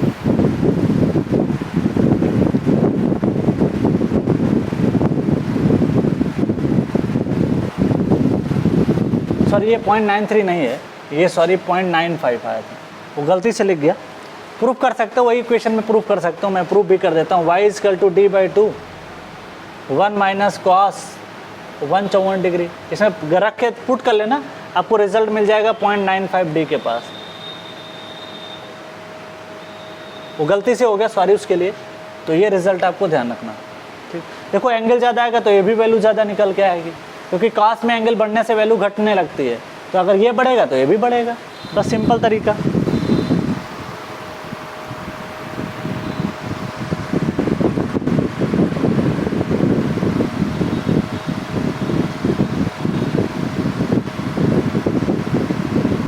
बाकी इसके और पैरामीटर हाइड्रोलिक मीन डेप्थ वगैरह इंपॉर्टेंट नहीं है, मैंने लिखा नहीं, बट वो r इक्वल टू आपका मतलब निकालने की ज़रूरत नहीं है। जैसे फॉर सर्कुलर के लिए मैंने निकाला था 257, यहाँ पे r अगर प्रूव करना है तो r लिखोगे क्या, एरिया बाय पेरीमीटर लिखोगे। अब आपको सब कुछ पता है, एरिया आपको पता है, एरिया आपने लिखा था r² 2 theta minus sine 2 theta, ये प्रूव करना पड़ेगा, बट ज़रूरत नहीं है आपके लिए। इतना कॉम्प्लेक्स तो बीटेक में भी नहीं पूछता, ना IES में पूछता है, 2r थीटा आपको करना पड़ेगा, ये कैंसिल आउट हो जाएगा ये, ठीक है। थीटा की वैल्यू जो भी आई हो आप पुट करिए इसमें, थीटा आप यहाँ पे रखोगे कितना 128.5 डिग्री 30 मिनट पुट कर देना। तो यहाँ से r की वैल्यू जो है डायमीटर के टर्म में आती है 0.30 d के आसपास आती है, ठीक है। सेम चीज़ यहाँ पे भी r मैं लिख देता हूँ, यहाँ पे आता जो r है वो 0.29 d के आसपास आता है, 0.29। और इसके पहले जो मैनिक्स में मैंने प्रूव किया था 302 वाले में, वहाँ पे भी रिज़ल्ट आपके लगभग जो है 0.29 के आसपास ही आते हैं, ठीक है। तो इस चीज़ का ध्यान रखिएगा, ये दोनों में यहाँ पे भी 0.29 आता है। जब सबसे पहला इक्वेशन प्रूव किया था लगभग वहाँ पे भी जो है ना 0.29 के आसपास ही आता है। ये निकालने की ज़रूरत नहीं, आपको जो ध्यान रखना है वो एंगल ध्यान रखना है और ये ध्यान रखना है बस। 0.9 ये रिज़ल्ट 0.81 वाला बहुत इंपॉर्टेंट है, एक 0.93 जो शुरुआत में प्रूव कराया था, और इसके एंगल, और कुछ नहीं चाहिए आपको, ठीक है। ज़्यादा याद करोगे भूल जाओगे। तो आज के लिए बस इतना ही रखते हैं, मतलब सारी चीज़ें कवर कर ली हैं। ये तो मेरे आपका जो टॉपिक था, अब न्यू टॉपिक है, इसमें स्टार्ट करेंगे तो मज़ा नहीं आएगा। नए टॉपिक में मिलेंगे जिसमें कि आपको पढ़ाया जाएगा एनर्जी डेप्थ रिलेशनशिप। वहाँ पे हम लोग पढ़ेंगे जो भी स्पेसिफिक एनर्जी होती है उस पर भी कोई क्वेश्चन आपके एग्ज़ाम में आए हुए हैं तो उस पर बात करेंगे, ठीक है। ये तो था मोस्ट इफिशिएंट, मैंने पूरा कवर कर दिया। सर्कुलर कोई प्रूफ नहीं करता है, मैंने प्रूफ किया। और अब आपको रिमेंबर इसके रिजल्ट रखने हैं, ठीक है। एक तो ये इसके पहले वाला मैनिक्स वाला, 2 रिजल्ट याद कर लेना, बेटर रहेगा, ठीक है। तो इस तरीके से हम बात कर रहे थे। तो आज के लिए इतना ही रखते हैं। Thank you all of you and happy learning, ठीक है।